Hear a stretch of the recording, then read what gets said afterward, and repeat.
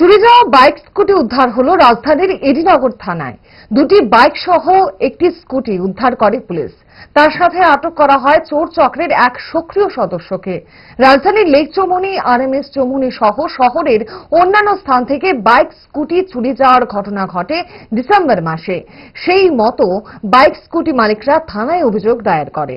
অভিযোগ হাতে পেয়ে তদন্তের জাল ছড়ায় আগরতলা পশ্চিম থানা সহ রাজধানীর এডিনগর থানার পুলিশ।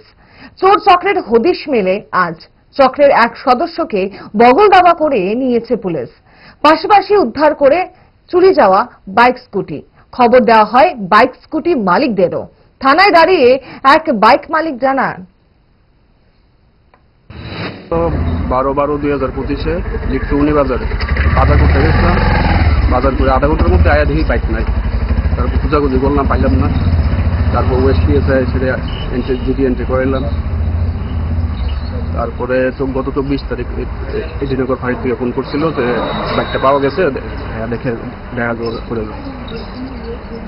তারপরে আজকে ফোন করলো যে আসুন আবার। কোথেকে হারাইছো আপনার বাইকটা? আমার তো বাইকটা হারিয়েছে লেক চৌমুহনী বাজার। কোন বাড়ি আপনার? আমার বাড়ি চান্দিনামুড়া। কি মনে হইতেছে বাইকটা পাই না? তো আমরা তো প্রাউড ফিল করতেছি যে আমরা প্রোডাকশনে এত ভালো কাজ করতেছি।